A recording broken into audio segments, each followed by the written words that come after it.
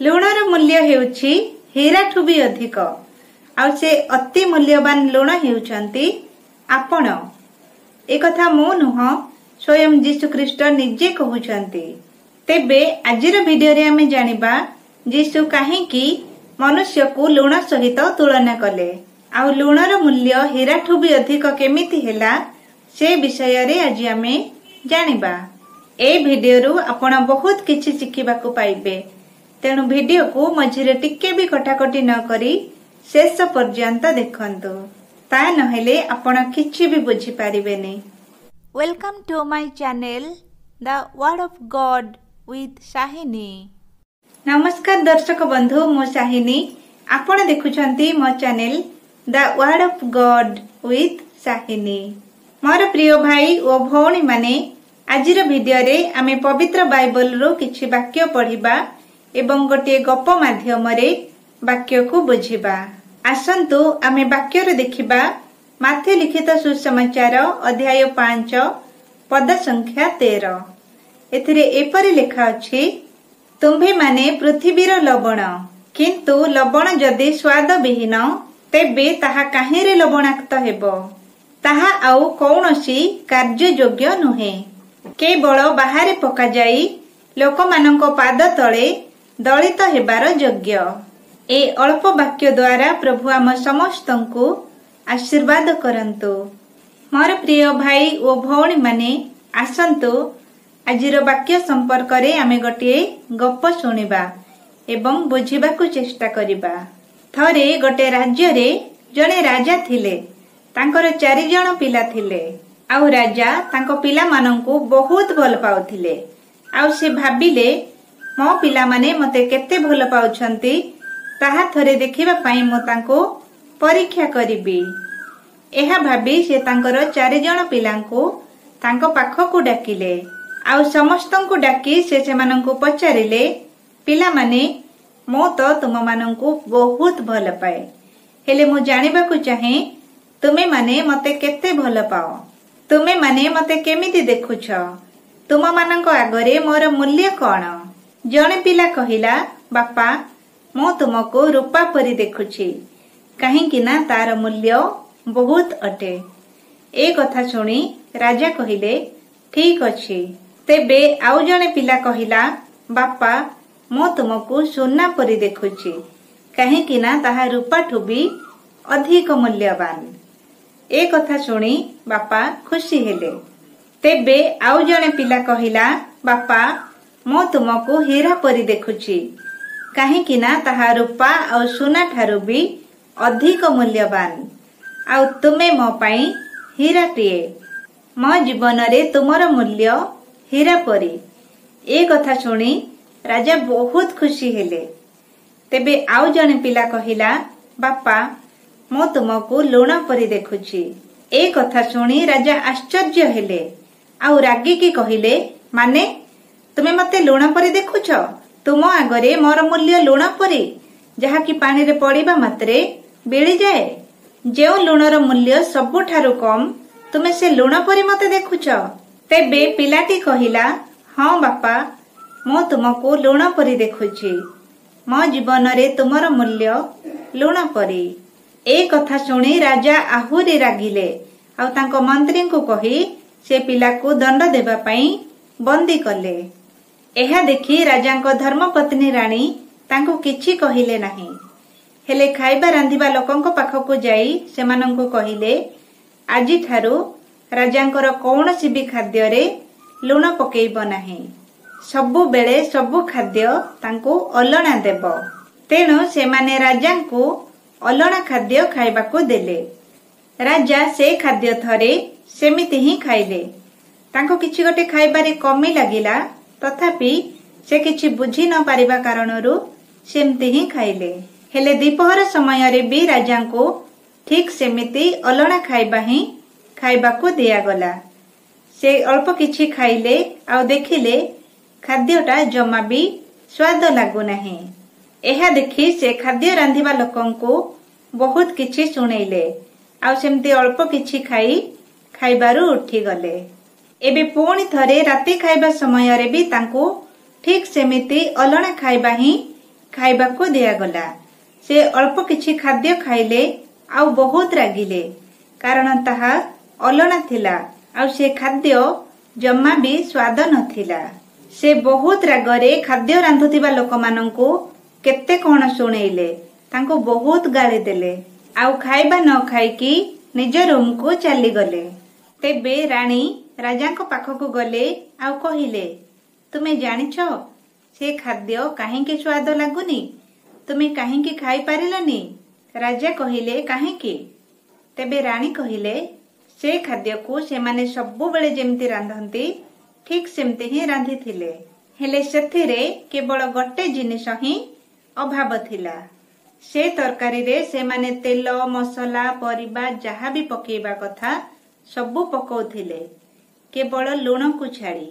ଆଉ ସେଇଥିପାଇଁ ସେ ଖାଇବା ସୁଆଦିଆ ଲାଗୁନଥିଲା ଆଉ ତୁମେ ଶେଷରେ ତାକୁ ଖାଇ ନ ପାରି ଖାଇବା ଛାଡ଼ି ଚାଲି ଆସିଲ।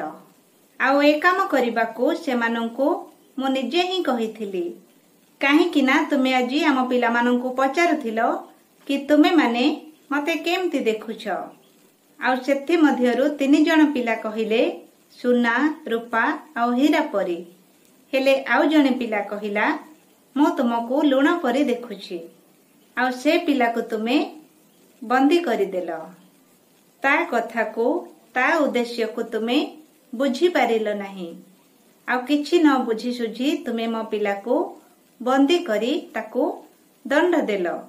ହେଲେ ଏବେ ତୁମେ ନିଜେ ଭାବ, ସୁନା, ରୂପା, ହୀରା ବିନା ତୁମେ ହୁଏତ ବଞ୍ଚିପାରିବ, ହେଲେ ଲୁଣ ବିନା ତୁମେ ରହିପାରିବନି, ବଞ୍ଚିପାରିବନି।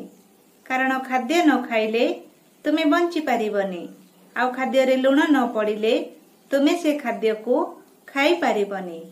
ଆଉ ସେଇଥିପାଇଁ ସୁନା, ରୂପା, ହୀରାଠୁ ବି ଅଧିକ ମୂଲ୍ୟବାନ ହେଉଛି ଆମ ଜୀବନରେ ଲୁଣ।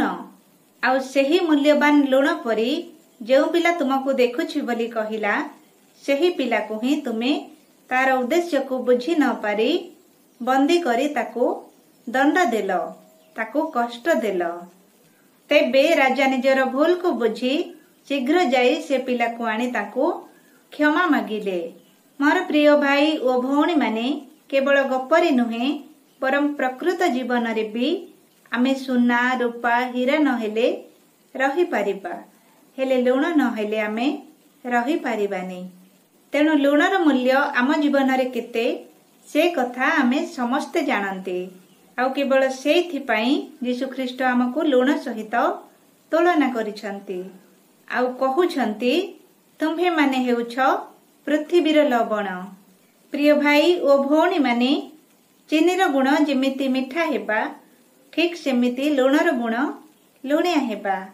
ଯଦି ଚିନି ମିଠା ନ ଲାଗେ ତାହେଲେ ଲୋକେ କଣ ତାକୁ ଖାଇବେ? ସେ କଣ ଆଉ କାହାର କାମରେ ଲାଗିବ? ଲାଗିବନି। ଠିକ୍ ସେମିତି ଲୁଣ ଯଦି ଲୁଣିଆ ନ ଲାଗେ ତାହେଲେ ଲୋକେ ତାକୁ ଆଉ କାହିଁକି ଖାଇବେ? ତାକୁ ଆଉ କାହିଁକି ପାଖରେ ରଖିବେ? ତାହା କେବଳ ବାହାରେ ପକାଯାଇ ଲୋକମାନଙ୍କ ପାଦରେ ଦଳି ହେବା ପାଇଁ ହିଁ ଯୋଗ୍ୟ ହେଇକି ରହିଯିବ। ତେଣୁ ଆଜି ଆମକୁ ପବିତ୍ର ବାକ୍ୟ ଦ୍ୱାରା ଯୀଶୁଖ୍ରୀଷ୍ଟ କୁହନ୍ତି, ତୁମ୍ଭେମାନେ ପୃଥିବୀର ଲବଣ। କିନ୍ତୁ ଲବଣ ଯଦି ସ୍ୱାଦବିହୀନ, ତେବେ ତାହା କାହିଁରେ ଲବଣାକ୍ତ ହେବ? ତାହା ଆଉ କୌଣସି କାର୍ଯ୍ୟଯୋଗ୍ୟ ନୁହେଁ, କେବଳ ବାହାରେ ପକାଯାଇ ଲୋକମାନଙ୍କ ପାଦ ତଳେ ଦଳିତ ହେବାର ଯୋଗ୍ୟ।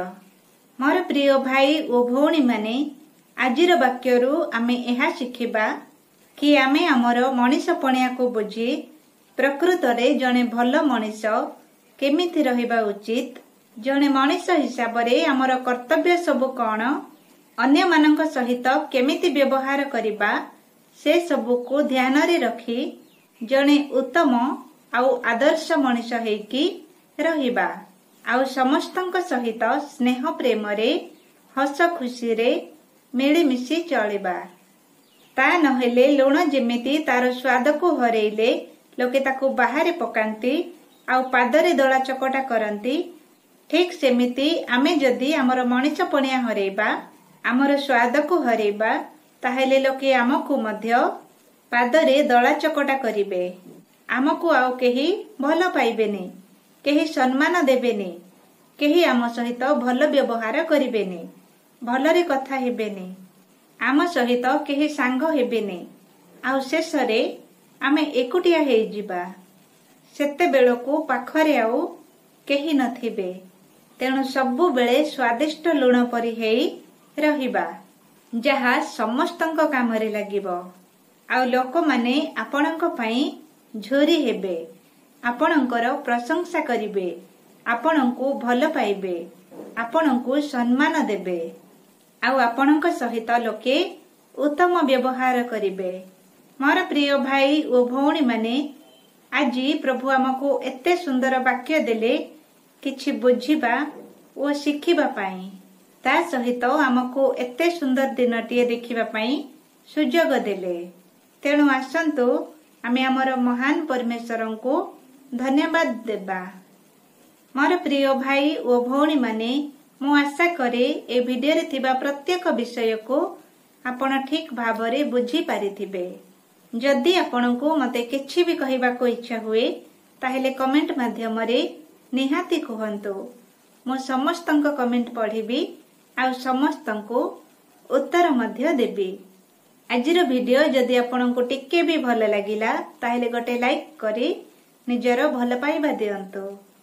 आपण जदि मो भिडियो को प्रथम करी देखुछंती आउ ए पर्यंत ए चैनल को सब्सक्राइब करि नाहंती ताहेले एबे ही ए चैनल को सब्सक्राइब करंतु, कारण एही चैनल रे अनेक गुड़िए उत्तम शिक्षा शिखिबाकू मिलिबो।